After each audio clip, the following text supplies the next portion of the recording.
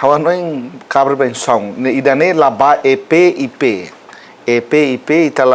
itala sida kulia agora foco bara clio ba insong e linha ministério rototo nebe que halo então começamos a sair na circular ida ba linha ministério rototo os deste que era a semana coto também né até dentro de 30 dias se o salário de janeiro ou fevereiro processo mas bem dentro de 30 dias desta lei né promulga então tem ajustamento e o processo de ajustamento né finanças a halo processo se pagamento para se salário tem se halo ulo retan visto retan informação se Comissão da Função Pública. Também daí continuação so parte reforma daí Comissão da Função Pública, o Ministério das Finanças halona. Então, e o processo daí a linha Ministério roto mais halo discussão com a Comissão da Função Pública para o insato atu haresi ne teto orçamento. Comissão Função Pública lá hareba análise da função cada instituição né.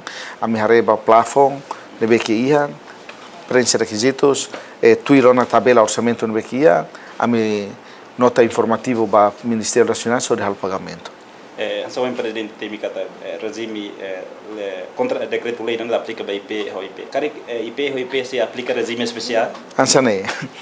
IP agora em vigor o Dekretu-Lei 92/2022 da calçada da sala.